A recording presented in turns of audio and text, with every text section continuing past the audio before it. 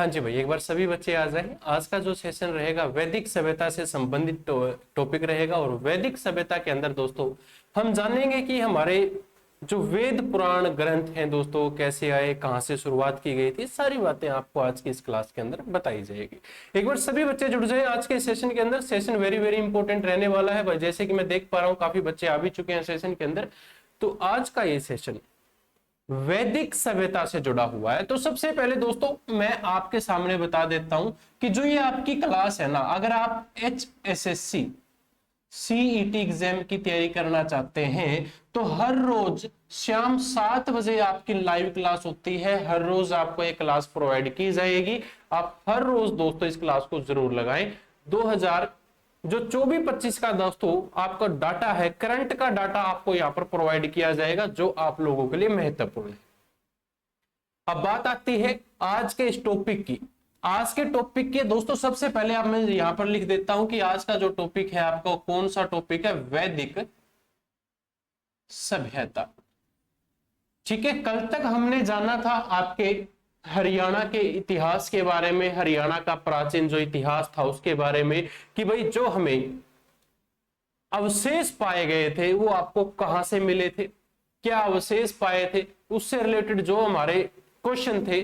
सिंधु घाटी सभ्यता से लगा लो, सिंधु सभ्यता, आपकी हड़प्पा सभ्यता से जो इंपॉर्टेंट क्वेश्चंस थे वो हमने आप लोगों को कल की क्लास में बताए थे। ठीक है, जिस बच्चे ने वो क्लास नहीं देखी, आई बटन में आप क्या कर सकते हो, क्लिक करो, आपको कल की क्लास मिल जाएगी। अदरवाइज वीडियो के डिस्क्रिप्शन में आपको हिस्ट्री ऑफ हरियाणा के नाम से एक प्लेलिस्ट मिलेगी, आप उसको ओपन करके अपनी क्लास लगा सकते हो।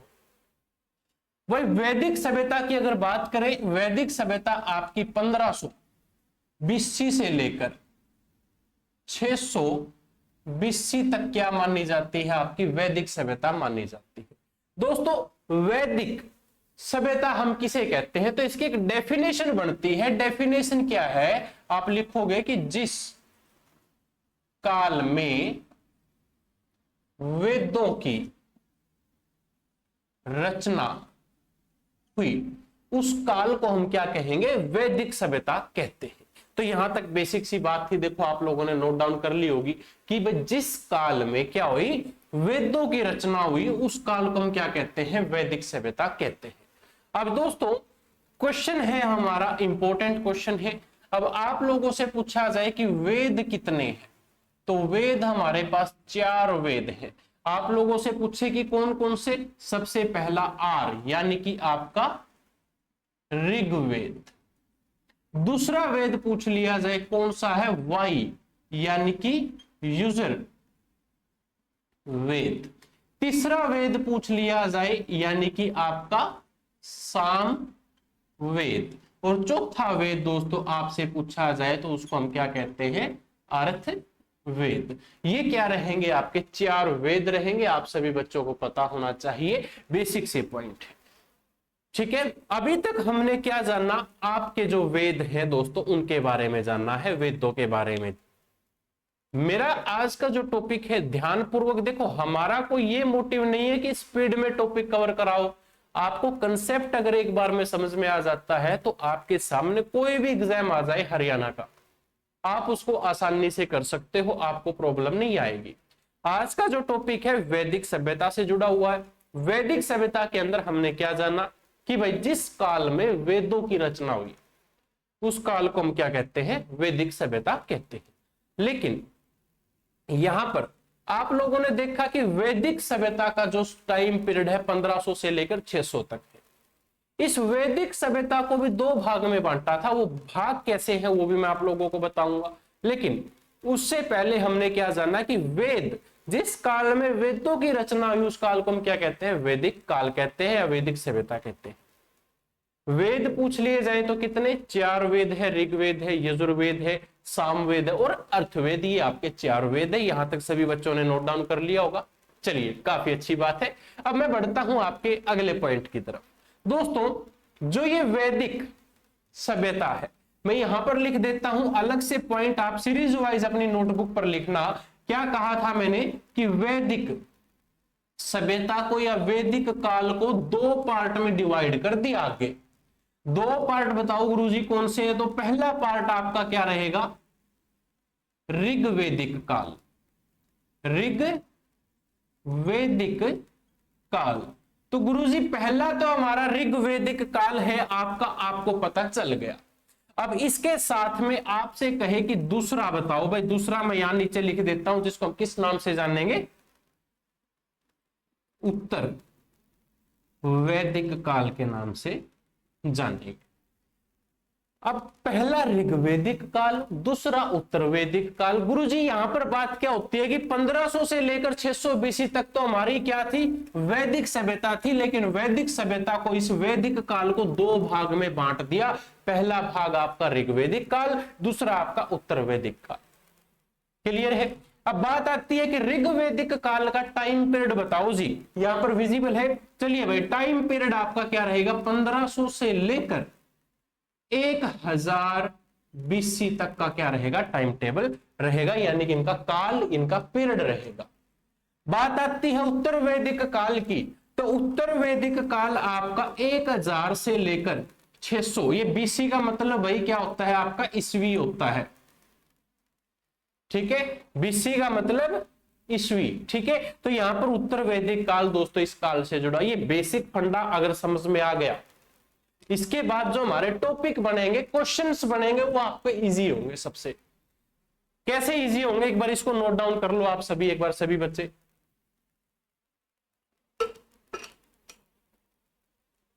यहां तक क्लियर है सभी का? बहुत अच्छी बात है। अब दोस्तों हम बात करेंगे आपके वैदिक सभ्यता के अंदर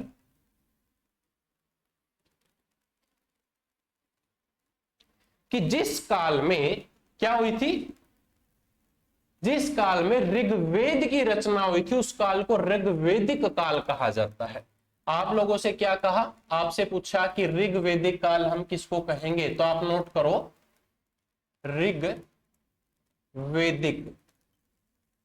काल किसे कहते हैं। ये बेसिक से क्वेश्चन बता रहा हूं मैं, ताकि आपको कोई इशू ना आए। आंसर क्या हो सकता है, जिस काल में ऋग्वेद की रचना हुई, जिस काल में क्या हुई थी आपके, ऋग्वेद की रचना हुई, उस काल को हम ऋग्वेदिक काल कहते हैं।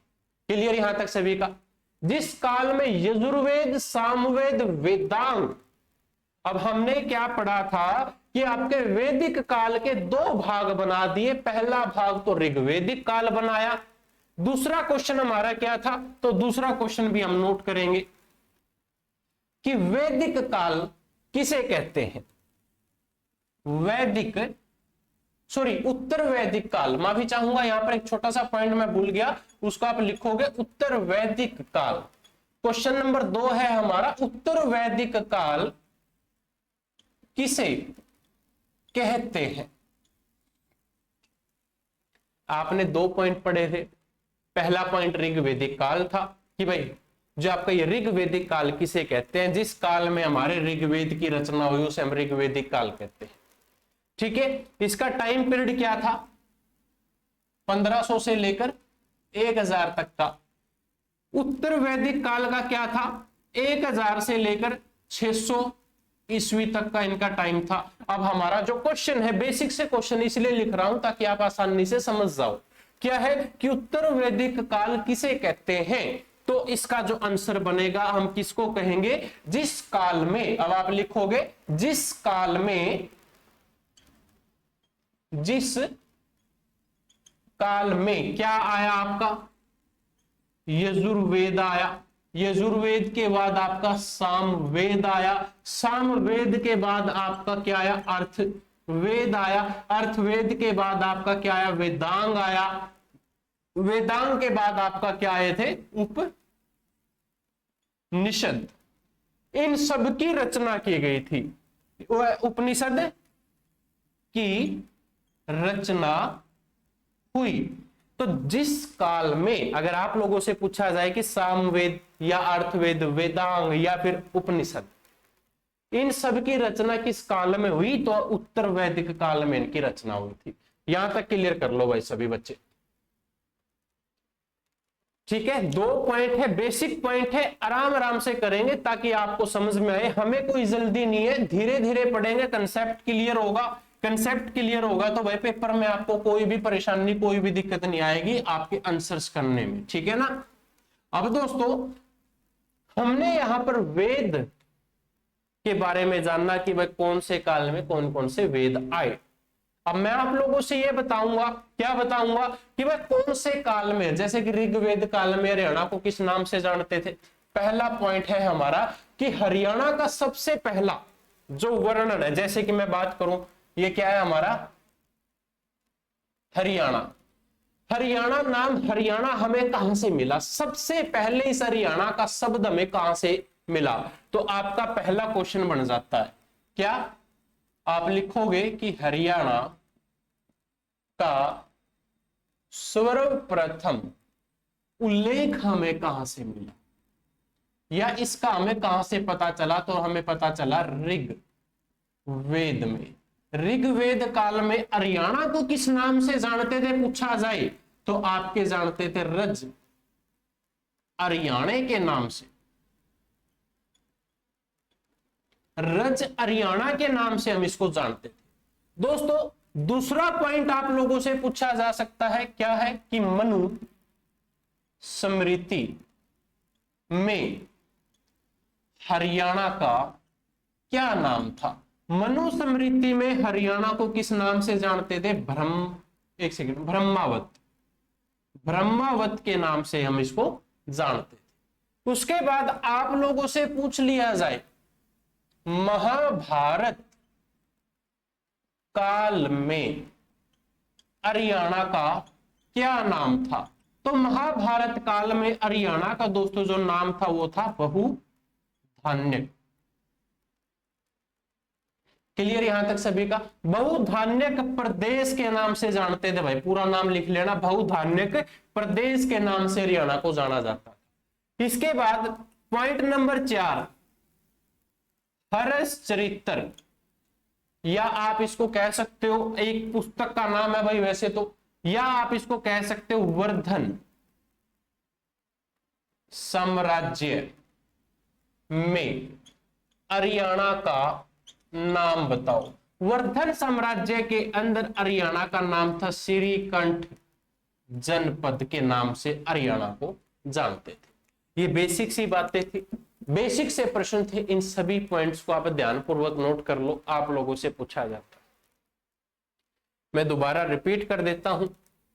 सबसे पहले इंपॉर्टेंट क्वेश्चन है, पेपर में आ चुका है, इंपॉर्टेंट है, पेपर में पूछा जा चुका है, इंपॉर्टेंट है, पेपर में पूछा जा चुका है, और ये भी पेपर में पूछे जा चुके हैं भाई, प्रीवियस ईयर के क्वेश्चन हैं ये।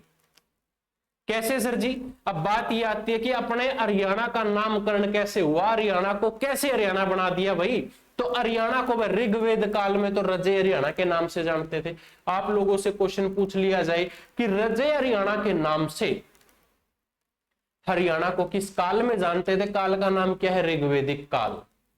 आप लोगों से पूछे ब्रह्मावर्त के नाम से हरियाणा को किस काल में जानते थे, तो भाई मनुस्मृति में जानते थे। आपसे पूछा जाए बहुधान्यक प्रदेश के नाम से हरियाणा को किस काल में जानते थे, तो महाभारत काल में जानते थे। और आप लोगों से कहे कि श्रीकंठ जनपद के नाम से हरियाणा को किस काल में जानते थे, तो काल कौन सा है आपका वर्धन काल, या आप इसको कह सकते, आप लोगों ने पुष्यभूति वंश का नाम सुना होगा, तो उसी वंश के अंदर दोस्तों इसको हम जानते थे। क्लियर? चलिए बहुत अच्छी बात है, यहां तक आप सभी का एक पॉइंट क्लियर हो चुका है। तो अब हम जानेंगे, आपका जो हेडिंग बनेगी, हेडिंग नोट करोगे, उत्तर वैदिक काल। दोस्तों उत्तर वैदिक काल में क्या हुई थी, महाभारत हुई थी भाई। मैंने क्या कहा था, उत्तर वैदिक काल 1000 से लेकर 600 ईस्वी तक थी। तो ईस्वी तक थी, तो 900 ईस्वी में तो क्या हुई थी, महाभारत हुई थी। तो उसके बारे में भी हम जान लेंगे। तो आपका जो पॉइंट है, हेडिंग है उत्तर वैदिक काल। उत्तर वैदिक काल में मैंने कहा महाभारत हमारे लिए इंपॉर्टेंट है, तो पहला पॉइंट ये बन गया महाभारत। महाभारत का युद्ध। कब हुआ भाई? 900 BC के अंदर हुआ, यानी कि 900 ईस्वी में हुआ। महाभारत का युद्ध कौन से काल में हुआ पूछ लिया जाए तो काल कौन सा है? उत्तर वैदिक काल। मैं फिर रिपीट कर रहा हूं, महाभारत का युद्ध कौन से काल में हुआ? उत्तर वैदिक काल में हुआ था। ठीक है, अब दोस्तों उत्तर वैदिक काल जब शुरू हुआ उस समय क्या हुआ? एक गोत्र व्यवस्था शुरू कर दी थी, गोत्र प्रणाली। जैसे गोत होते हैं ना आप सबके, तो वो गोत प्रणाली, तो आप लिख सकते हो कि इस काल में क्या शुरू किया? आपकी गोत्र व्यवस्था का प्रचलन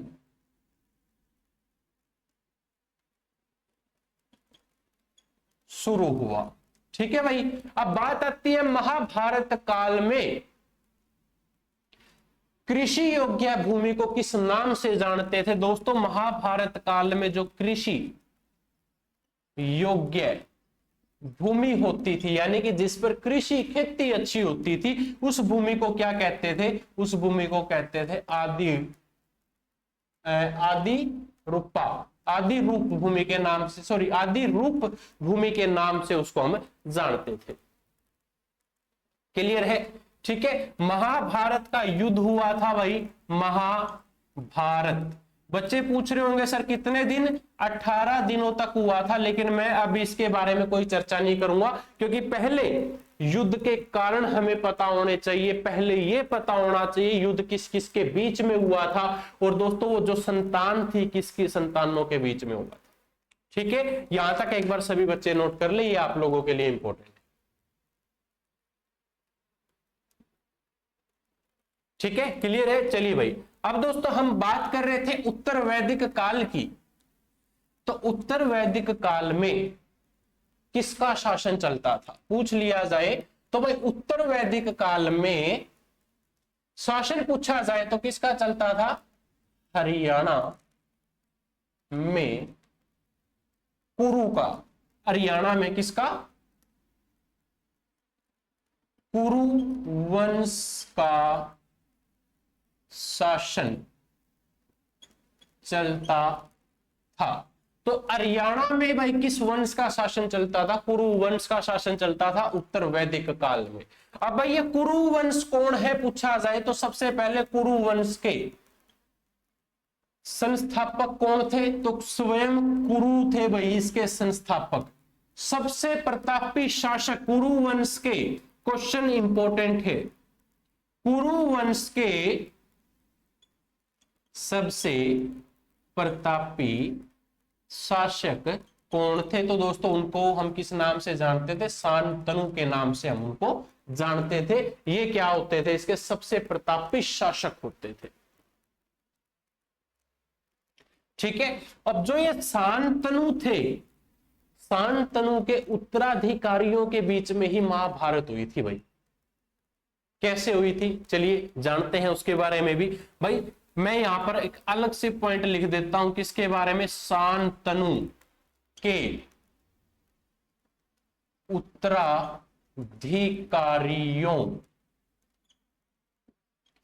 के बीच क्या हुई थी? आपकी महाभारत हुई। अब कैसे हुई? जो ये शांतनु है, शांतनु की पत्नियां होती थी, कितनी पूछा जाए तो पत्नियां होती थी इनकी, 2 पत्नियां होती थी भाई। पत्नियों के नाम पूछे जाए तो पहली पत्नी का नाम था गंगा, दूसरी पत्नी का नाम पूछा जाए तो सत्यवती, सत्यवती। ठीक है भाई, यहां पर आप लोगों से पूछा जाए गंगा के पुत्र का नाम बताओ, तो गंगा के पुत्र का क्या नाम था? भीष्म। क्या नाम था? भीष्म। और भीष्म दोस्तों क्या होता है आपका? भीष्म, भीष्म का सही नाम पूछा जाए तो भाई देवव्रत के नाम से भी आप इनको जानते हैं। भीष्म को देवव्रत के नाम से भी आप जानते हैं। और यहां पर दोस्तों जो दूसरी पत्नी इनकी सत्यवती होती थी, इनके पुत्रों की अगर बात की जाए 2 पुत्र होते थे भाई। पहले पुत्र का नाम क्या है? चित्रागढ़। पहले पुत्र का नाम है चित्रागढ़, गढ़।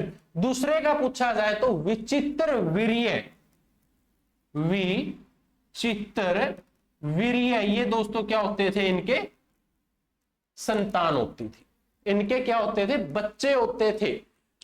अब मैं इसको थोड़ा ऊपर से रफ कर देता हूं भाई। जो शांतनु की जो उत्तराधिकारी थे, उत्तराधिकारियों के बीच में महाभारत हुई थी, कैसे हुई थी मैं दोबारा रिपीट करूंगा। शांतनु की दो पत्नियां होती थी, पहली का नाम गंगा, दूसरी का यह सत्यवती। गंगा के पुत्र का नाम भीष्म, जिसको हम देवव्रत के नाम से भी जानते हैं। इसके अलावा सत्यवती के दो पुत्र होते थे, एक का नाम चित्रागढ़ और दूसरे का नाम विचित्र वीर्य। अब विचित्र वीर्य दोस्तों, यहां से आप ये नीचे कर लो भाई, विचित्र वीर्य, जैसे कि विचित्र वीर्य के पूछ लिया जाए कितनी संतान थी, तो भाई विचित्र वीर्य के जो दो पुत्र होते थे, एक का नाम तो क्या होता था, धृतराष्ट्र, और दूसरे का नाम क्या होता था, पांडु, जिनके दोस्तों 100 पुत्र थे। किनके, धृतराष्ट्र के, जिनको हम किस नाम से जानते हैं, कौरव के नाम से जानते हैं। पांडु और भाई, पांडु और क्या थे, 5 पुत्र थे, जिनको हम किस नाम से जानते हैं, पांडव के नाम से जानते हैं। और ये पुत्र भाई किसके थे, आपके विचित्र वीर्य की संतान होती थी आगे ये। और इन्हीं के बीच में क्या हुआ था भाई, महाभारत हुई थी। आप लोगों को पता है, एक तरफ कौरव थे, दूसरी तरफ पांडव थे, और इन दोनों के बीच में महाभारत का क्या हुआ था, युद्ध हुआ था।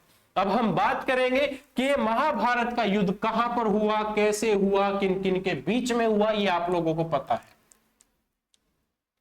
ठीक है। तो अब यहां पर पहला पॉइंट है हमारा, महाभारत का युद्ध कब हुआ, 900 ईसा पूर्व के अंदर हुआ था।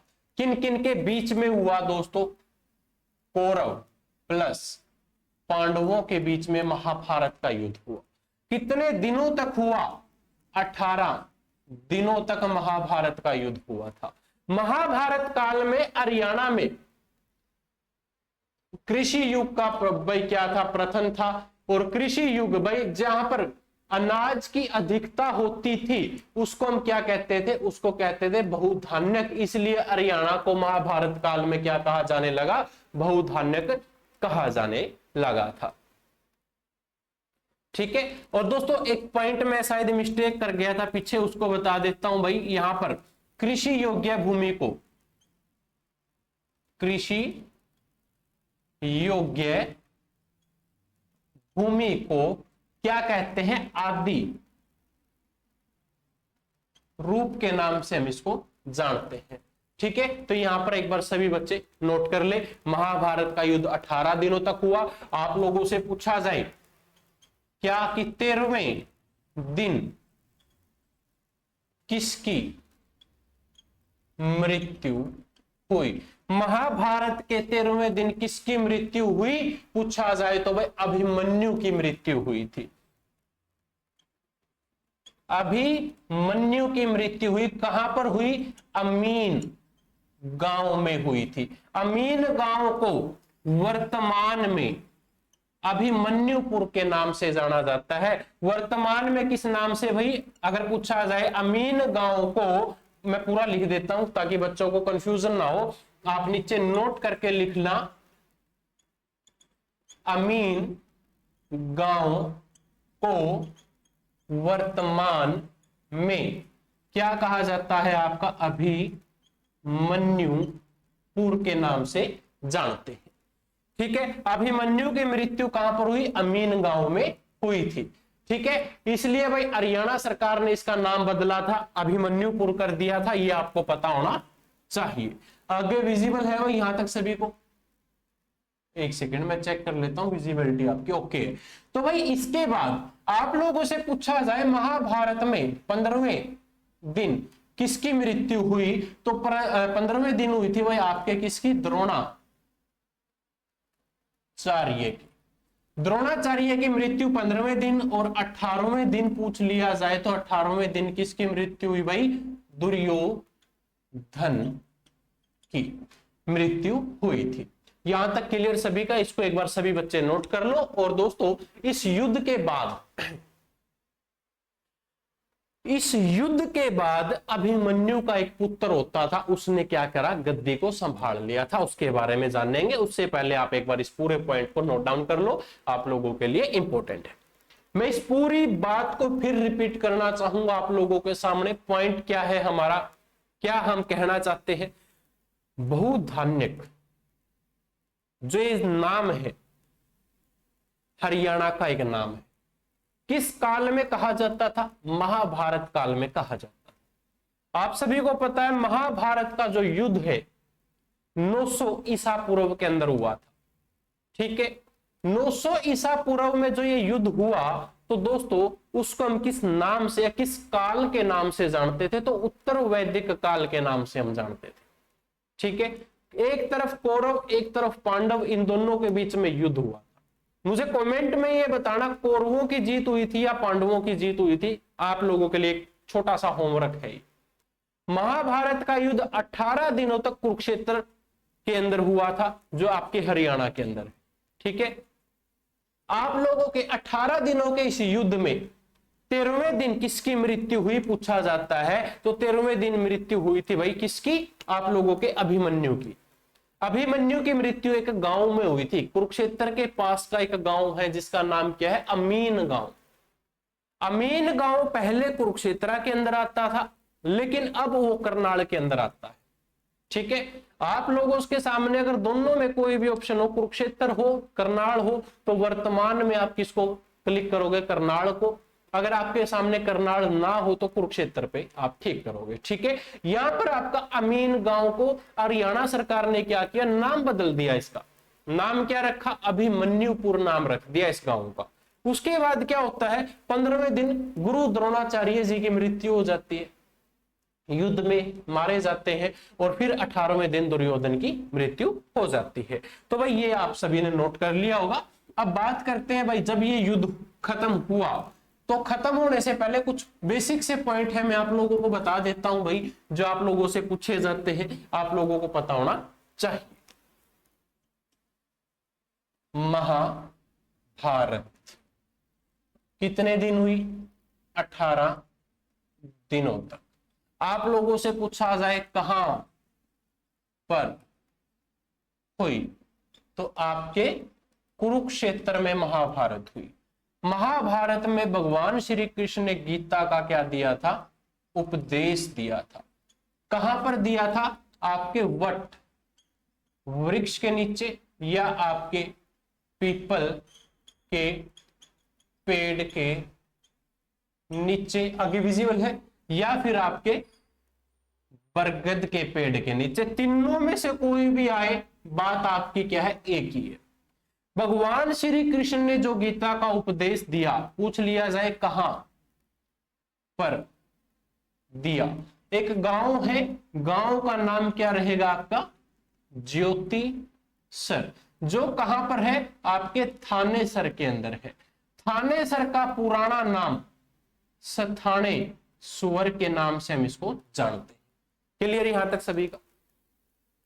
भगवान श्री कृष्ण ने गीता का उपदेश,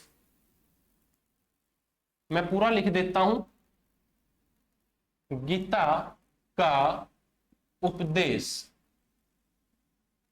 किसे दिया, तो भगवान श्री कृष्ण ने दोस्तों जो गीता का उपदेश दिया था, वो दिया था अर्जुन को, ठीक है। यहां तक क्लियर सभी का।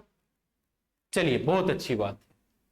अब हम बात करेंगे, जब महाभारत का युद्ध खत्म हुआ, खत्म होने के बाद देखो मोस्टली जितने भी बड़े बड़े आपके योद्धा थे, वो सारे क्या इस युद्ध के अंदर मारे जा चुके थे। अब क्या होता है कि युद्ध के बाद अभिमन्यु का पुत्र, जिसका नाम क्या है, परीक्षित,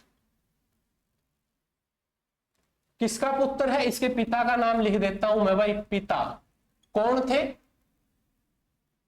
अभिमन्यु, ठीक है। परीक्षित के पिता अभिमन्यु, परीक्षित ने क्या किया, अपना गद्दी संभाल ली, और गद्दी संभालने के साथ इसने क्या किया, असंध, असंध कहां पर है आपका, करनाल के अंदर है, इसको अपने क्या बना लिया था, राजधानी बनाया। युद्ध खत्म होने के बाद अभिमन्यु के पुत्र परीक्षित ने क्या किया, अपनी राजधानी किसको बनाया, असंध को बना लिया। क्लियर, चलिए बहुत अच्छी बात है। परीक्षित से क्वेश्चन पूछा जाता है, इंपॉर्टेंट है। परीक्षित की मृत्यु कैसे हुई, तो मृत्यु हुई थी भाई इसकी सांप के काटने से इसकी क्या हो जाती है, मृत्यु हो जाती है। अब इसकी मृत्यु के बाद इसका एक बेटा होता है। परीक्षित के पुत्र का नाम, परीक्षित का पुत्र क्या नाम है पूछा जाए तो परीक्षित के पुत्र का जनमेजय। जनमेजय गद्दी को संभाल लेता है। जनमेजय गद्दी को संभालने के बाद एक यज्ञ करता है। क्या करता है, यज्ञ करता है। और यज्ञ किस लिए करता है भाई, ताकि जितने भी सांप हैं उनको ये मार सके। एक यज्ञ करता है। पूछ लिया जाए कि जनमेजय ने ये यज्ञ कहां पर किया, तो जनमेजय ने यज्ञ दोस्तों सफिद्दों के अंदर किया था। सफिद्दों में क्या किया था, इसने यज्ञ किया था। यज्ञ करने का उद्देश्य क्या था भाई, सर्प यज्ञ करवाया था। आप लोगों से पूछ लिया जाए कि सर्प, सॉरी एक सेकेंड, सर्प यज्ञ किसने करवाया पूछा जाए तो आपके जनमेजय ने सर्प यज्ञ करवाया था। ठीक है, जनमेजय की मृत्यु के बाद दोस्तों जो शासक है वो कौन बना था, मैं यहां आगे लिख लेता हूं भाई, विजिबल होगा सभी को। ठीक है, अब क्या होता है, जनमेजय की मृत्यु हो जाती है। जनमेजय की मृत्यु कैसे हुई, तो ब्राह्मणों ने क्या कर दिया था, मार दिया था। ब्राह्मणों के साथ इसका युद्ध हुआ था। जनमेजय की मृत्यु कैसे हुई, ब्राह्मणों के साथ युद्ध में मारा गया। क्लियर यहां तक सभी का, इसलिए यहां तक सभी बच्चे एक बार अपने पॉइंट्स को नोट कर लें, आप लोगों के लिए इंपॉर्टेंट। क्लियर। अब जनमेजय का पुत्र होता है जिसका नाम पूछा जाए तो क्या था भाई, सपतनिक। सपतनिक ने अपनी राजधानी बनाई। आप लोगों से पूछा जाए कि सपतनिक की राजधानी का नाम क्या है, तो राजधानी का नाम है तक्षशिला। क्लियर है। अब आपका कुछ पॉइंट है भाई, विश्व का फर्स्ट विश्वविद्यालय कहां पर है, पाकिस्तान के अंदर है, जिसको हम किस नाम से जानते हैं, तक्षशिला विश्वविद्यालय के नाम से जानते हैं। दूसरा पॉइंट, भारत का प्रथम विश्वविद्यालय, तो मैं पूरा लिख लेता हूं भाई, भारत का प्रथम विश्वविद्यालय, भारत का फर्स्ट, ये वीवी का मतलब है विश्वविद्यालय। ठीक है, तो भारत का विश्वविद्यालय है दोस्तों जो नालंदा विश्वविद्यालय। नालंदा कहां पर है पूछा जाए तो बिहार के अंदर स्थित है। यहां तक क्लियर। अब बात आती है भाई अपने हरियाणा का फर्स्ट विश्वविद्यालय कहां पर है, तो कुरुक्षेत्र के अंदर है, जिसको हम के यूनिवर्सिटी के नाम से जानते हैं। तो ये आपके एक बार पॉइंट्स नोट कर लो, आप लोगों के लिए इंपॉर्टेंट है। क्लियर है। ओके। अब दोस्तों जो ये उत्तर वैदिक काल है, देखो राजे महाराजे होते हैं, आप लोगों को पता है, जो अपने शासन को संभालते हैं, अपनी गद्दी को संभालते हैं, अपने प्रजा के लिए कार्य करते हैं, और प्रजा को मतलब सुख शांति सुविधा जो उनको देनी होती है, राजा का काम होता है। लेकिन आपके यहां उत्तर वैदिक काल में क्वेश्चन चेंज हो जाता है। मैं उस क्वेश्चन को थोड़ा सा आपको बताना चाहूंगा। क्वेश्चन क्या बनेगा जरा ध्यान दीजिएगा कि उत्तर वैदिक काल में, इस क्वेश्चन को पूरा लिख देता हूं भाई मैं, ठीक है, ये क्वेश्चन मोस्ट इंपॉर्टेंट है। उत्तर वैदिक काल में प्रशासन की सबसे बड़ी इकाई है। प्रशासन की सबसे बड़ी इकाई मानी जाती थी भाई जनपद। ये आपका क्या रहेगा आंसर। ठीक है, जनपद के बाद कौन आता है अगर पूछा जाए तो जनपद के बाद आता है महाजनपद। ठीक है, महाजनपद। और दोस्तों जो ये जनपद और महाजनपद का टॉपिक है ये हम कल की क्लास के अंदर जानेंगे। कल आपको बताएंगे कि भाई जो ये प्रशासन की सबसे बड़ी इकाई जनपद है, महाजनपद है, कैसे है, क्यों है, क्या कारण है। क्लियर सभी का। चलिए आज की क्लास यहीं तक थी और उम्मीद करूंगा सभी बच्चों को ये क्लास अच्छी लगी होगी। हर रोज शाम 7 बजे अगर आप हरियाणा सीईटी पास करना चाहते हैं, अगर आप हरियाणा के अंदर अपना एक जॉब का सपना साकार करना चाहते हैं, तो हर रोज शाम 7 बजे आपको YouTube के माध्यम से सीक्वेंस में क्लासेस दी जाएंगी, जिसको आप लगाकर पढ़कर अपने पेपर को पास कर सकते हैं। किसी बच्चे का कोई डाउट हो, क्वेश्चन हो, क्वेरीज हो, आप लोगों के लिए कमेंट बॉक्स ओपन है, कमेंट कीजिएगा। आपके जो डाउट होंगे, क्वेश्चन होंगे, वो आप लोगों को बता दिए जाएंगे। चलिए दोस्तों, मिलता हूं अब आप लोगों को कल शाम 7 बजे की क्लास में। तब तक के लिए जय हिंद, जय भारत, बने रहें GK by Yogesh sir YouTube channel के साथ।